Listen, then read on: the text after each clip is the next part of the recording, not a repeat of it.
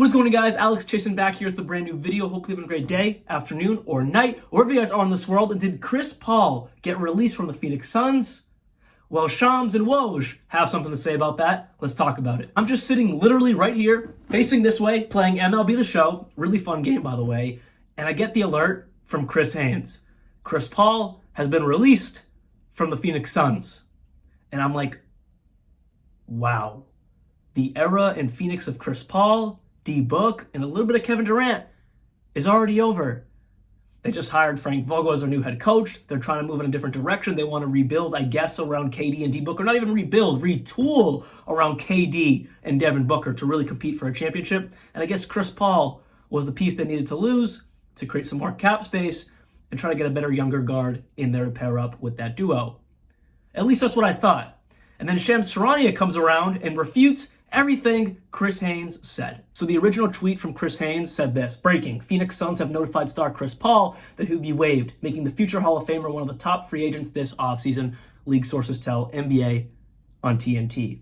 And not too long after, maybe around 30, 40 minutes to an hour after, Shams comes out and doesn't say, I'm refuting you, Chris Haynes, but he's refuting Chris Haynes by saying, sources, the Suns and Chris Paul are exploring multiple options, including a trade, stretching his contract, or waiving and re-signing him in free agency. Phoenix expected to discuss trades ahead of Paul's June 28th contract date.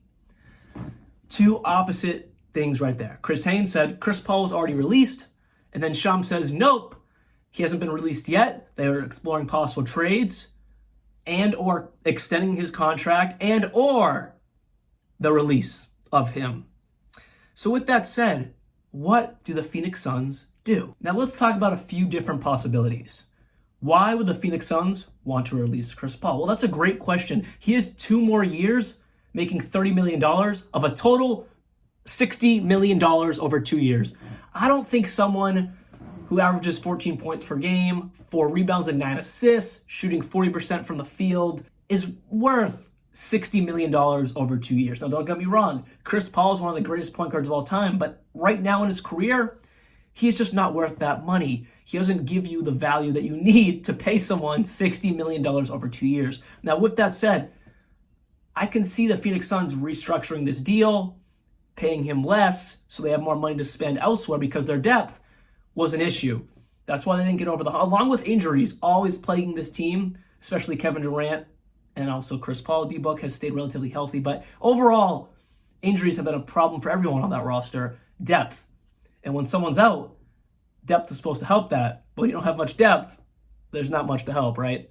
So I think restructuring Chris Paul's deal, paying him less, or spreading it out will definitely allow the Phoenix Suns to get more depth around Chris Paul, KD, and Booker, and possibly truly compete for a championship if that is where their head is at. If they don't want to truly get rid of him and they're looking at paying him right now and then extending his contract so they pay him less, kind of what the Celtics did with Al Horford.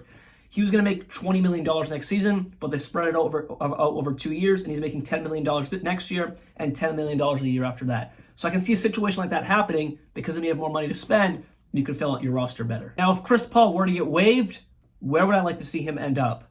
I have a few teams. Depending on, again, he comes up every time. I'm sorry. But Kyrie Irving comes up every time. But if he leaves, Chris Paul will be a good fit in Dallas to pair up with Luka Doncic for the short-term point guard position in Dallas. Another team would be the Los Angeles Lakers, of course. Now, that is if Kyrie Irving stays in Dallas.